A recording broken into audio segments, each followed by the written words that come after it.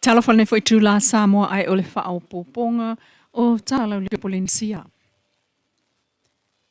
Tala tuli loa ngā ruenga whale leia le sisi o manga o le mota whaamasino e mulinu. Ai maiso le toi whale leia o le paka o ta vale mai lo longa o le whaata milusanga o le whale whaamasino pea o ina mamafa timu ai o le taimi e tai o ai. Mai li tū lau o le whaamasino ngā mōri mau mai I le tele o tausanga o whea ngai whaamasino o le whai ngā ruenga ai o le tunuu. Malu I tau o lolo vai o le paka o ta vale. O ngā ruenga whaalelei o le paka o whaia nei e whaasino tonu lava I whaale tonu o tā ua I lunga ai meise o a la vai ai o le saunga le mua le ta milusanga mo ta vale. Wa ave ia I le whaata ua le malo ma whaatupe. Ma whaafeta ia ai le mtanga ruenga whaamsinonga le whionga le pāle mia mo le langolango sua whaawau e pei ona tā ua e leitu lawa le mtanga ruenga. O le ploketi lea, wa tangi ai le ngā lue whaata sim whaamalo si au au onanga lau tele e ala I ngā ruenga te tele nei mō lei o tangata uma, e tō ai tau nuu atu I ai. O le isi fo I le vaenga o tāpena ngale malo, I o atri le aso whanau. Le sisi ngā fuolo na ono se fulu wha, ua mai amamata ngō fie. Inisi o talau whaatau tō ai le aso le fio ngā silinga Diana Roma, e avea masui presten o le whaamsinonga o whanua maswafa.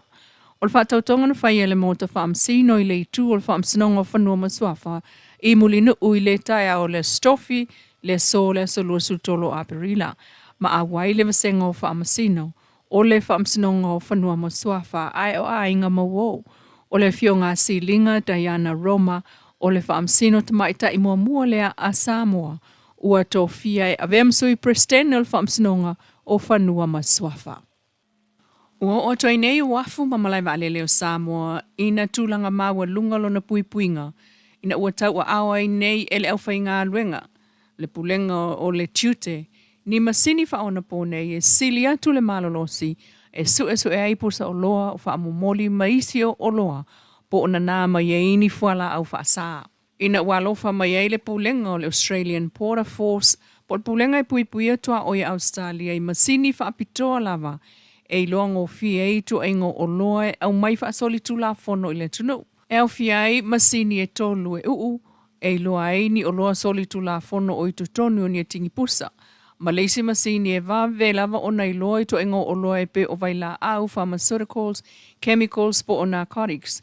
E yailo na sulu ma losi e loa ai lea o loa ma lea o loa e le talaia fua tingi pusa po o pusa o loa. O le afsoso ni tele I le whaatinonga o ngā luenga I se taimi vave. E tusa le tau o namasini ma le whaase lau walu suli maafe tupe Australia. Talu ele whaatele ina mata upu tau whala ufa saina lu tātou tunuu. O afsoso ni mai nei Australia I masini ia e whioa I male ufa I ngā luenga. Ma whaafitai ai e le whionga le sui pāle mia mulipola ana rosa ale moli o. Le malo Australia I le vaengo puipuinga o lātou tua oi mo le manatu mai ia Samoa mo na mana o ngata ua. E le ngata ina au mai masini nei o to mai whaona po nei. Ai ua au mai fo I male porkalame whaapopoto ai le ofai ngā luenga le customs a Samoa e whaonga. Ma ta wai e le wha soa a le sui el malo Australia I Samoa Will Robinson. Australia is proud to stand alongside the government of Samoa. Tu malosi fa'atasi.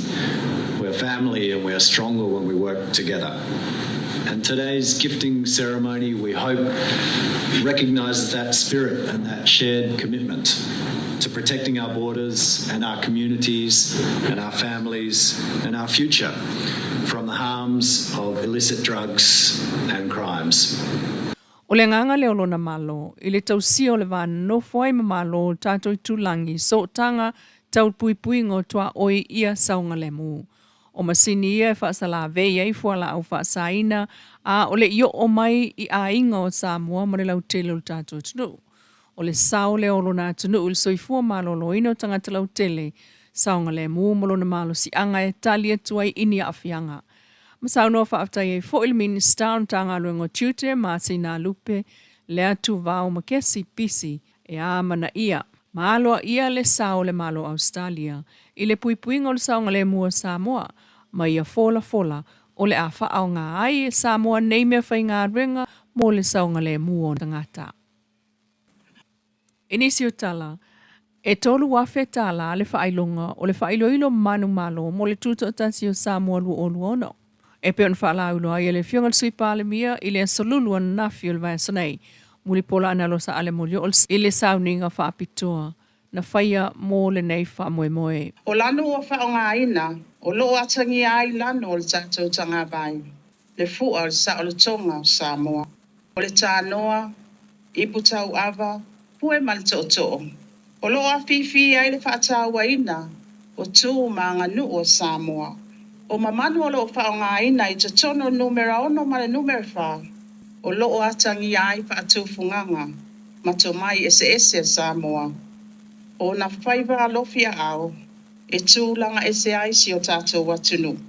O wala au tū ia, ma loo mamanu ina ai le whailonga, ma taunu uai le filfilinga o le sini au tū, mo le whaamanatu ina o le ono sifu whātau sanga, o le tātou malo tūtotasi, e whapea, Samoa ua tasi, mo se amatanga fōu. O le wholaunga Samoa, e afua mai le awhi iwa se la ono sifu malua, e iai le taltonunga. Ana tātou le wholau, ma le whātua tua i le atua. Ma la lafo uma o tātou wha moenga ia te ia. E whātonu wholau mai, tātou te le au lia, lo tātou ono su whātau sanga. O le tātou wholau ngā foi, e wha wau le lumana.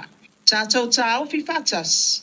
Ua na o le atua tātou te whātua tua ina, na te ta ia, Samoa, malona malo, i le manuia, ma le saunga le mo. Pe tai, e maupopo, ma mapo tātou wha moe, pe ao tātou pe oe ai. Ma ngā lulu e whatas, mo le manuia o Samoa. O le moe fou, o se amatanga fou, tātou te la lafo lava i le atua. O ia, na te wha pale mai. O le sui o manu malo i le tauvanga, o se tama whanau o Samoa. O lo onofo, manga lua i Samoa nei, le sisunga ia Jack Ola Lafoa. O le tau lea e tolu sifu whaon tau sanga, mai le fio anga o tua lii, ma whati tū i sa le moa. E whapetaya fo i lātou uman tau sanga mai, sa mai tau wina le komiti, le tele o le oa ma le sosia, o mawhauwhaunga ma whaupunga, na mo moli ma o na mulmuli ta ia. Pe a whai e fia whaonga i na nisi le nei whailonga, ma le sini au tū, ini tū langa, whapisi nisi, poni ba aenga e mo mi ai. Ia whiutanga i mal tātou komiti o tāpenanga al tutotas. Ma o te fia e whaasisi lātu. O te tala ina nei le whailonga mo le sini au tū mo le whailonga ina. O le ono su whātau sanga tātou malo tutotasi mo lona whaonga ina. O le nei wha moe, ua tamua ai tāpenanga, ma polkala me uma, ua fofua ina, mo le whaamanatu ina o le tātou tutotasi. E se fulutasi i lātou na talia lātou wata po o whailo ma fili mai ai, le ata po le whailo manu malo, e pe on sao nol sui pāle mia, ma ia whaamanui atu i tāpena ngol sisinga fu olonono sulfai o tausanga o le tuto o tasi o Samoa. Tala nā nei tula, mai lau le tio Polynesia.